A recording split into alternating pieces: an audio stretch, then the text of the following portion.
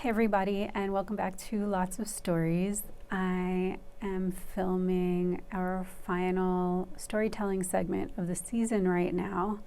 I wasn't sure if that was going to be the case, but I decided that 10 episodes on MNN and 20 episodes on YouTube with 2 bookends would be a delightful first season. So here we are, the sort of season finale. And I have learned so much doing this show the past few months. I can't wait to have the new guests who will be hopefully joining me in season 2. I'm gonna get to work scheduling and general pre-production mode in the next few weeks, and also editing the YouTube episodes. So I'm really excited about what's coming next. A little trepidatious, if I'm honest, because putting myself in front of people does indeed make me quite nervous. But I'm doing it for a reason. The reason is to be more comfortable with it, and because I have lots of stories going on in my head all the time, and I need to get them out because when I wasn't doing great. And life is a lot better with many, many stories in it, for me at least. I hope for you too. So with that said, I'm just gonna get started. Just me telling stories today. And I'm excited to share one with you. Probably just make it up on the fly and we'll see how it goes. All right, so the handy dandy storyteller. And my first word is going to be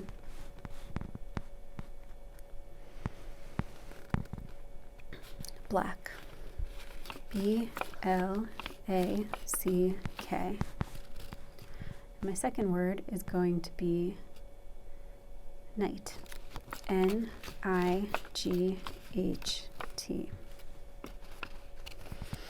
And now this is what I've got before me. And I'm going to pick this squiggle right here. Okay, I got the category of love letter. I'm going to think about this for a minute. Love letter, black, and night. And I will be right back.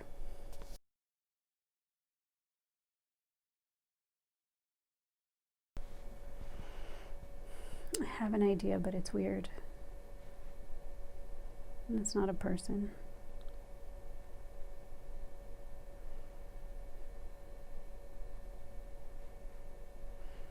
Let me just think for another minute.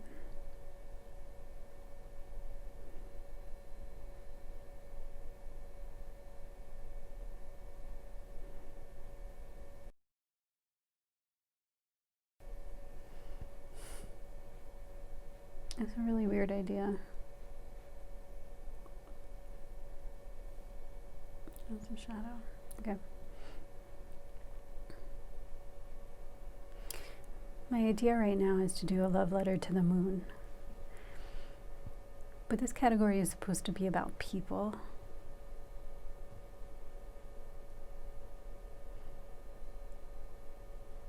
So I need another minute to think.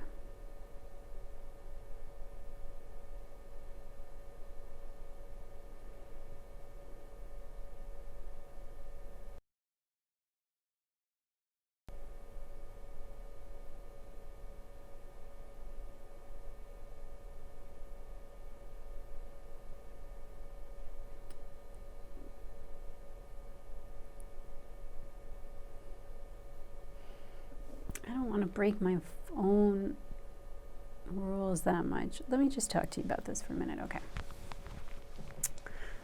Here's the issue. The love letter category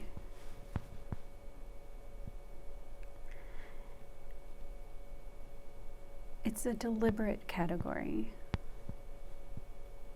Like many other things that I thought about when I was thinking about developing this show versus some other show ideas that I had.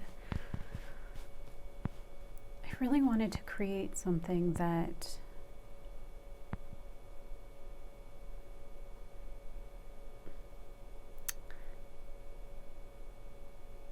that can give people,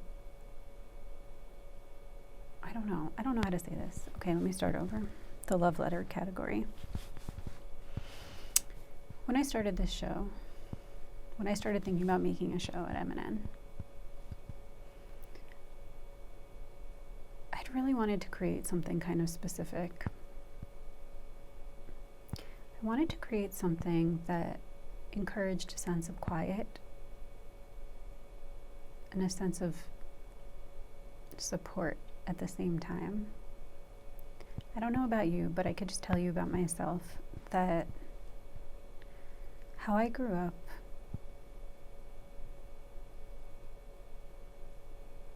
my family is so wonderful, but we also, my grandparents survived a lot of horrors and created a lot of trauma. And part of how that trauma played out in my family was that I don't know if we always knew how to express love with positive words, with just saying I love you and hugs and things like that. There is a lot of love.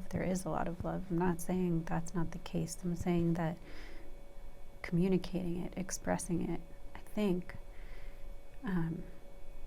there's a lot of fear surrounding that because of how much loss my grandparents had to go through. And so I've spent a lot of time trying to learn, and I'm not saying I'm always successful, and I'm definitely still learning, and it's quite a process.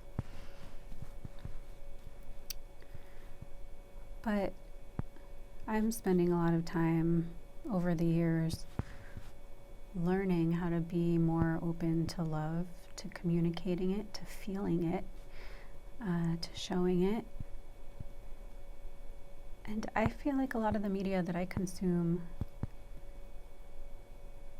doesn't really model that. Some of it does, and I grab onto that kind of media, and then if I feel like something turned with it, then I feel lost again. And anyway, I just wanted to create something that tried at that. It's not easy to, if you have a fear of love and loss, it's not really easy to try to get over it. But I just wanted to try, and I guess I've enjoyed connecting with people who are trying to and struggling and still trying, and there's a lot of joy in that. So this love letter category, to me, I felt on a personal level and on the level of creating media and putting things out into the world, that I wanted to create a category where this is an open invitation to talk about love and to voice your appreciation for another person, whether it's someone you know personally or you've just gotten to know them through their work, through what they put forward or whatever, that it's a moment to just express some love for someone, what makes them special to you and why they trigger that kind of emotion in you. Also, looking back at the footage, I've kind of noticed with the love letter category that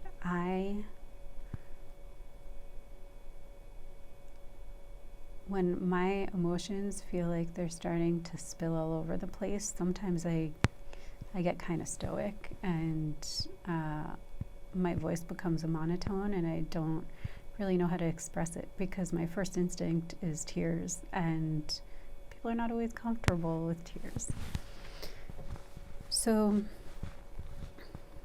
anyway, this is all to say that that's the reason for the love letter category, that I really wanted to just create a little pocket of the world where it is our objective, it is our obligation, even just for 4 to 6 minutes, to say some words of love for someone. Also, I should say, as a tonic, because I think that no matter where you stand politically, what have you, right now there's just a lot of vitriol and rage, and I personally have been consumed by those feelings in the past, and I don't want to go down that road again. You know, I've spent a lot of time reading and therapy and working on it, and so I just think it's important to have some places in the world, some media in the world, some voices in the world that are focusing on other things. And I know I'm not the only one, and I hope to join that merry band, but for now, this is what I got. So, that said, the love letter category is supposed to be talking about a person, but I just, all I can think about, I mean, I can think about some other things, but what's drowning it all out right now? Black, Night, and Love Letter is to talk about the moon. And I've probably already gone over time just by talking about this category. This is a show about talking, and so I think I'm going to do it. I'm going to set the timer. We'll see if I even pay attention to it. This is definitely the downside of filming alone. That's cool. I didn't know. Now I know. Okay.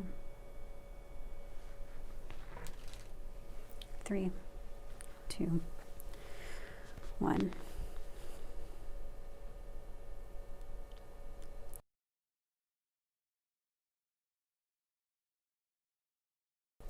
This is a love letter to the moon. I know you're probably thinking the moon is not a person, and that's not what this category is about. But this is all I can think of when I drew the words black and night in the category of love letter. So, this is a love letter to the moon.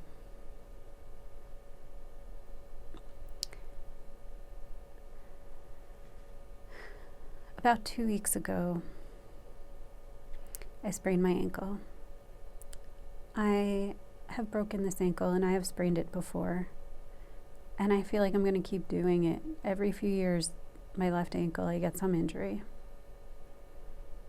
And I'm one of those people who believes, not with every ailment and not with probably the most serious ailments, but I think that there are many ailments that, especially the chronic ones, at least my chronic ones, that are psychosomatic. Now that means that they're real. I certainly sprained my ankle, but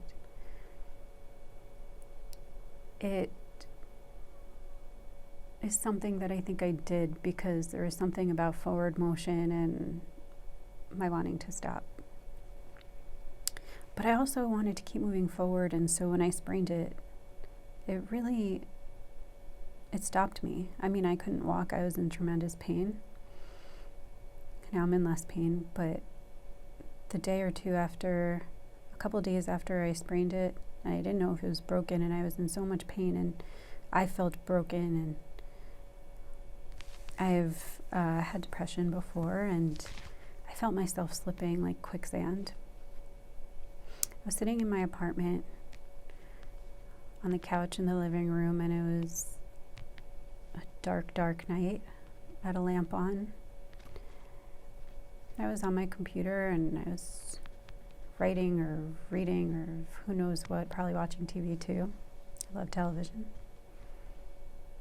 I'm sitting there next to the window, and all of a sudden across the street this bright light comes on.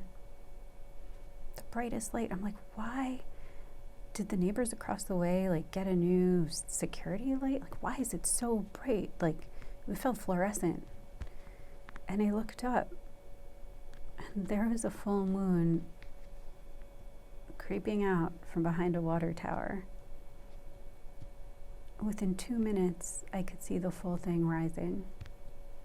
within 5 minutes, it was moving higher up and across the sky.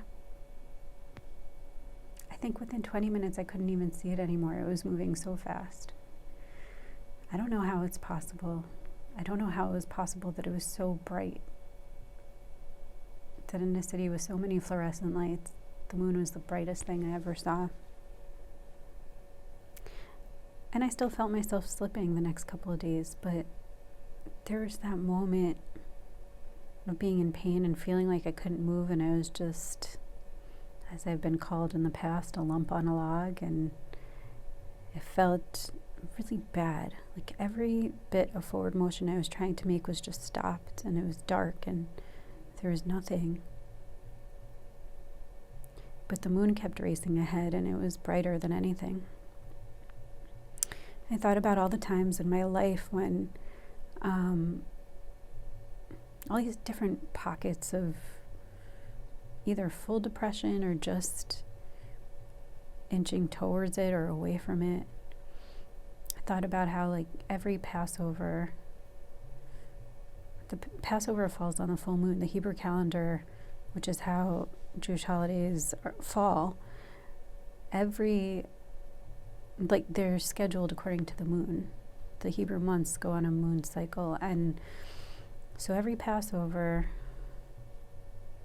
that I would go outside and see the full moon. In my family, we did Passover up big, and I loved it, and I participated, but also I'm an introvert, and so lots of people around just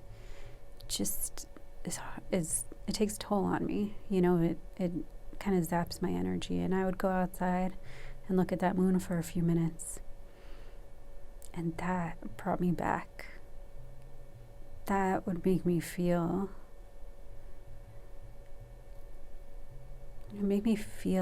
like myself seeing a full moon, and not quite a howl or anything, but it centered me and it steadied me, and even if it's racing through the sky, I don't know, the moon has always done that for me. When you walk around in Manhattan, where I live, the moon hides behind buildings all the time, and whether it's new or crescent or full or anywhere in between, it kind of sometimes creeps up on you. But I always feel like when I see it at night, when I see it in the daytime, I see it and I kind of thank it for being there. It doesn't make any sense whether I'm here or not, the moon's going to be. But I just always, knowing it's always moving, knowing sometimes I can see it and sometimes I can't, somehow it always steadies me. And when I went through the worst of the depression, when I got out of it, I always feel like the moon is what I notice. It's what I just always am looking for, to remind me that something is stable, that movement is always stable. Also, it's beautiful. And against a dark night, it's the brightest thing. Even in Times Square one time, the moon was brighter than anything else I saw that night. So I thank the moon, and I love the moon. And that's my love letter to the moon.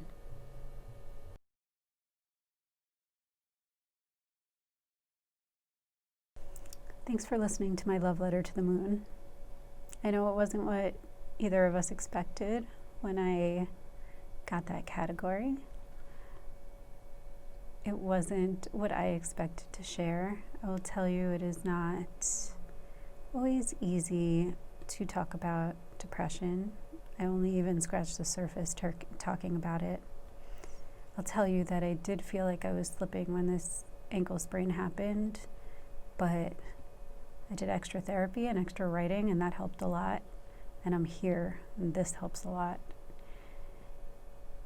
So I don't feel that way anymore. But you know, you always have to be on the lookout when you have a chronic condition. And it's also not always so easy to confess that you are indeed a lunatic. I'm sure many of you know that Luna means moon, and the idea that people were lunatics was connected to, I guess, people feeling some sort of connection with the moon or maligning it. But I love the moon, and I have been called a lunatic, and I'm sure I will be again. Anyway, it was great to do this show today. I love sitting with my guests usually, but it was also really nice to just be here with you and with me. And I really hope you enjoyed. I hope you've enjoyed this season. And I hope to see you at the next one.